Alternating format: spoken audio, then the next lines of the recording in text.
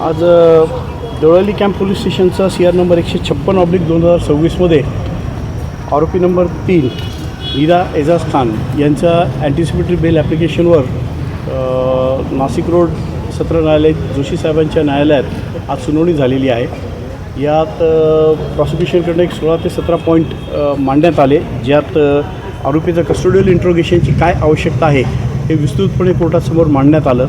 आत्तापर्यंत झालेला संपूर्ण तपासाचे कागदपत्र, डायरीज ह्या मेहरबान कोर्टासमोर पेरुजेला ठेवण्यात आले आहेत। याच्यात प्रॉसिक्युशनकडून विशेषतः जे मुद्दे मांडण्यात आले ते असे आहे की हा अतिशय गंभीर स्वरूपाचा गुन्हा आहे, ही वेल प्लॅन्ड कॉन्स्पिरसी आहे। याच्यात ही पीडित जी महिला आहे ती बॅकवर्ड क्लासची हे माहीत असताना तिला हिणवलं गेलं आहे। तिच्या धर्मावरनं तिला भीती, धाक, दपटशा दाखवून तिला हा धर्म कसा चांगला नाही आणि अन्य धर्म कसे चांगले आहेत याबद्दल तिला शिकवण्यात आलं।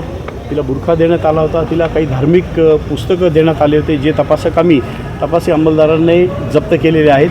त्याबद्दलचे पंचनामे कोर्टासमोर सादर करण्यात आले।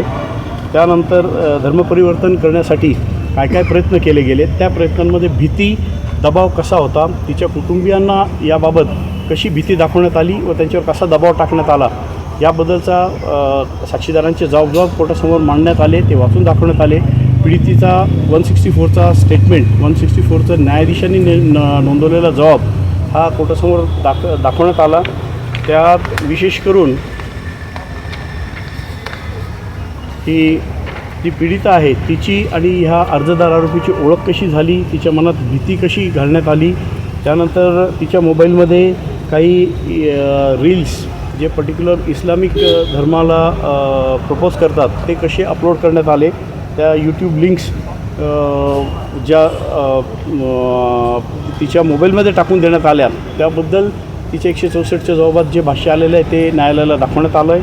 त्यानंतर रोजा कसा पडावा, बुरखा, हिजाब हे कसे वापरावे याचं ट्रेनिंग ह्या आरोपीच्या घरी नेऊन या पीडितेला देण्यात आलेलं आहे। याबाबत जे काही भाष्य आलं आहे किंवा पुराव्यात आलं आहे, नातेवाईकांच्या जबाबात आलेलं आहे ते कागद कोर्टाला दाखवण्यात आले। त्यानंतर धर्माची भीती घालणे, त्याच्यात तिचं नाव बदलून तिचं हानिया असं नाव ठेवण्यात आलं होतं, त्याबाबत तिचं परिवर्तन करण्यासाठी काही मालेगावच्या लिंक्स ॲक्टिव्ह होत्या, त्याबद्दल कोर्टाला पुराव्याच्या माध्यमातून जे काही अवेलेबल मटेरियल ते दाखवण्यात आलेलं आहे। याचप्रमाणे ज्या चीजवस्तू आत्तापर्यंत जप्त करण्यात आलेल्या आहेत त्याचे पंचनामे कोर्टाला दाखवण्यात आलेले आहेत। याच्यात ही फिर्यादीकडनं नमाज पठण, हिजाब हे प्रकार कसे करून घेतल्या जायचे याबाबतचे जे भाष्य, साक्षीदारांचे जबाब, TCS कंपनीतल्या काही साक्षीदारांचे जबाब कोर्टाला दाखवण्यात आलेले आहे। तिला कोणी आसरा दिलेला आहे, ह्या सगळ्या प्रकरणात निश्चितच मोठा मनी ट्रेल आहे।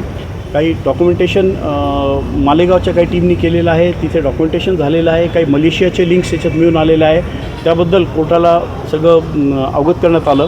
कोर्टाने दोन्ही पक्षांचा युक्तिवाद ऐकून घेतलेला आहे आणि 2 मेला हे प्रकरण आदेशासाठी ठेवलेलं आहे। कोणताही इंटरिम रिलीफ कोर्टाने दिलेला नाही।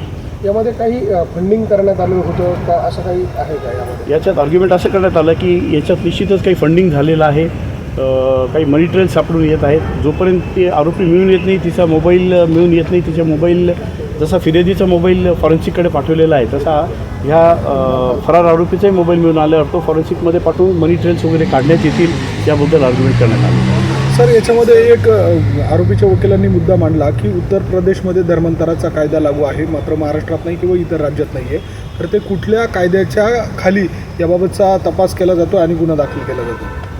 हे बरोबर आहे की महाराष्ट्रात अजून हा कायदा पारित करण्यात आलेला नाही आहे, परंतु BNSच्या सेक्शन 299मध्ये स्पष्ट म्हणण्यात आलेलं आहे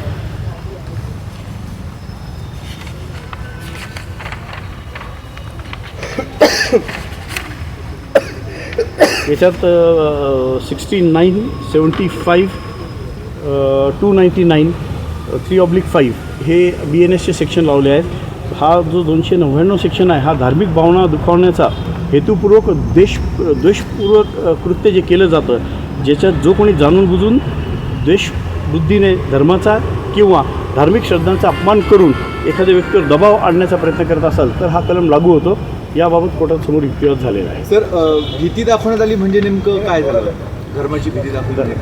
ह्या पद्धतीने धर्मांतर नाही केलं तर याचे काय परिणाम होतील, याबद्दल भीती दाखवण्यात आली. तुझ्या कुटुंबावर याचे काय परिणाम होतील, जन्नत काय असते, जन्नत कशाला म्हटलं जातं, जन्नत नाही मिळाली तर काय होतं, या पद्धतीने सांगण्यात आलं होतं. त्याबद्दल तिला भीती दाखवण्यात आली, जे 299चे इन्ग्रेडियंट्स कव्हर करतात. आणि तिचं नाव बदलण्यात आलं, हनिया.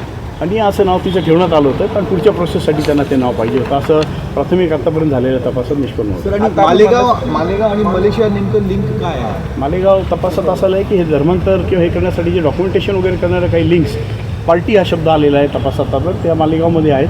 आणि ह्या मुलीला नंतर जेव्हा कळलं की हा आरोपी नंबर 1 हा विवाहित आहे, लग्न होऊ शकत नाही, त्यावेळेस ते मलेशियाचे काही लिंक्स आले, तुला तिथे पाठवून तिथे तुझी पुढची व्यवस्था केली जाईल.